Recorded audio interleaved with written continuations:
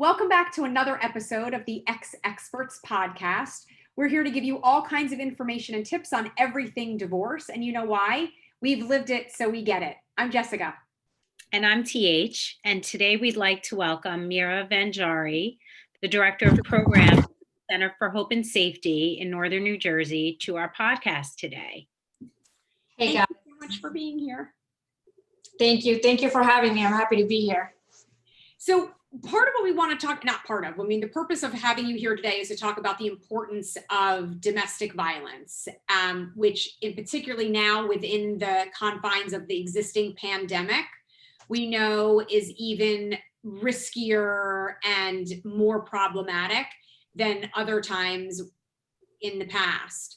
And one of the things that we really wanted to start off asking you about is for people at home listening who are trying to maybe determine whether or not their own circumstances would fall into the realm of where it's time for them to be looking for help and time for them to be reaching out. What would you say to that woman listening? Are the things that she needs to be looking for around her home? What are the signs that are the indicators that you're going to be speaking to her right now and saying to her, if this is happening to you, please call us? I think the most pervasive sign and honestly the beginning of it just escalating is the psychological abuse. So once somebody, your partner, starts to discount, invalidate, or simply deny your thoughts and your feelings, that is number one. The gaslighting, that's being thrown around a lot these days, but it is really pervasive, and it kind of creeps in very slowly, but it is so damaging because you start to question your perceptions, your reality of an experience. So I would say that right there, forget about, what we see on, as a common sign of domestic violence, which is the physicality of it all, right? Right. That aside, what are the more subtle signs that someone listening is going to say, that happens to me? Yeah, because, one survivor once said, the psychological abuse doesn't have bruises. That's right.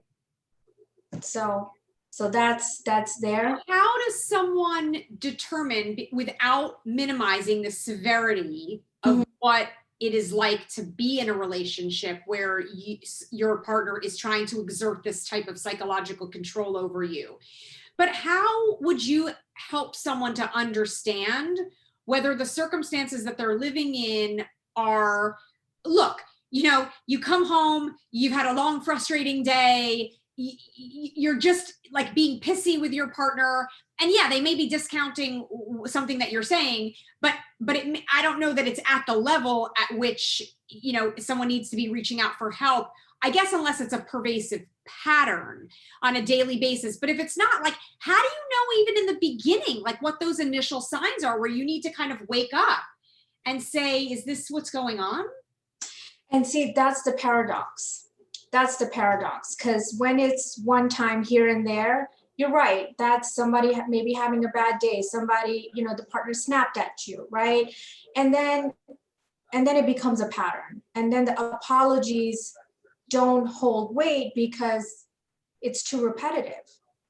And at the end of the day, it's like you look around and you are not feeling okay with the relationship. I think that's, it's hard to say, like, one day you will wake up and say, like, this is terrible and I'm unhappy and I'm not valued, and if anything, I'm disempowered. I think that's how it goes. There is no distinct sign, but it is what survivors share with us is there is a pivotal moment where it's something small, like, they know something that they feel, and somebody tells them, no, it's not you, it didn't happen, it's not my fault. Oh, why do I need to apologize? Please, you're exaggerating, you're overreacting. So is it a gut check for yourself? Like, if you just check your gut and you keep checking it and it's still giving you the same holy shit kind of feeling, we want this podcast to go out to everyone nationwide. And so I know that every circumstance, every relationship, every human is different. And you've talked about the pervasive, feelings that everyone experiences to some degree. How do you even get the strength to say, I'm going to call a hotline? How do you even connect those two pieces? Well, that is certainly a difficult step. It's not easy, right? And yet we are truly a phone call away, right? And something else I want to point out is calling us doesn't mean you leave the relationship that day or the next day, which is actually sometimes far more overwhelming than to seek help at times, because it's like, if I sought help, would that mean that I need to physically leave this relationship immediately? Would it mean that my partner would get in trouble? Also, what about the children? And that's the beauty, where you can get help in ways that you're ready for. So if it's just a call and say, hey, these things are happening and they don't feel right. And sometimes all you need is a validation. And we have had survivors working with us in that way, that they have taken weeks, months, even years to actually exit the relationship. So support doesn't mean leaving immediately, as long as, physically or, the danger level don't go to the point of somebody really getting hurt. And go ahead, TH. Well, I would imagine it's also important to have your community or someone to go to kind of be a sounding board for you, but not in a threatening way, so that, their confidence level must be so buried that they're going to question their own decisions. So to really find someone you can trust is probably also really scary, right? Right. Absolutely. And in fact, what happens in these violent relationships, emotionally, psychologically, or physically, is there is a sense of isolation. And then you throw in COVID. Absolutely. Right. So everything is, it's not natural, right? Because you could have been sitting at work, in the cafeteria, and somebody says, hey, are you okay? Like, what's going on? And you might just have that natural opportunity, right, to see that you can trust somebody. And now COVID has taken that away, right? So now it's very deliberate when you reach out to somebody. So if you have somebody that, you can trust and know that they won't, pressure you either way to stay or to leave, because I think that's when sometimes people clam up, because it's really painful to have to talk about it. And then the other thing is, with our hotline, if they call, it is anonymous. You can still get the support and get some resources.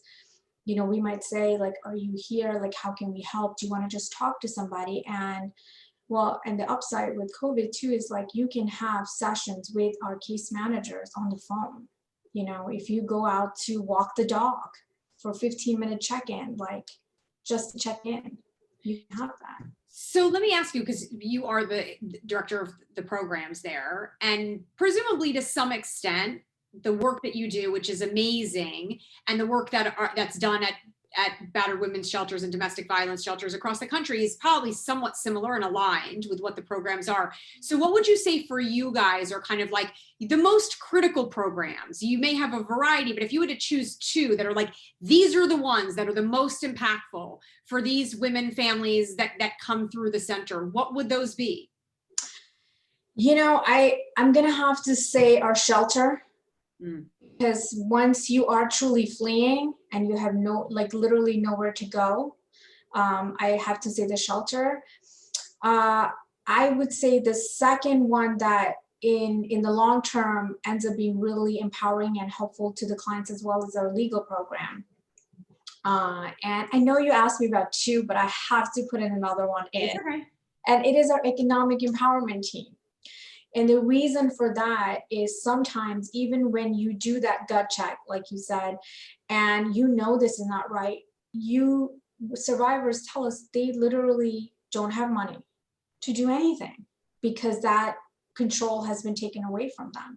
They have not worked because employment was not ever an option because they were always in there, or with COVID, they may have lost those things, right? So COVID really does throw that wrench in, and it actually makes our, survivors out there and victims out there really even more vulnerable.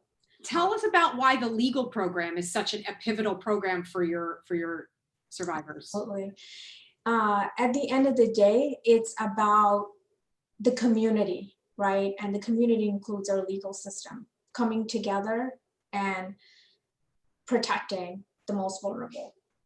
So the legal program provides that advocacy, that empowerment and representation, legal representation to get that restraining order, to get that order of protection. And if there are children involved, that's another variable that keeps a lot of the spouses or partners in relationships that are really harmful to them and the children. And all of a sudden now they have an advocate, who has their back and is working through the legal system and, appropriately using the legal system to get some justice. Right.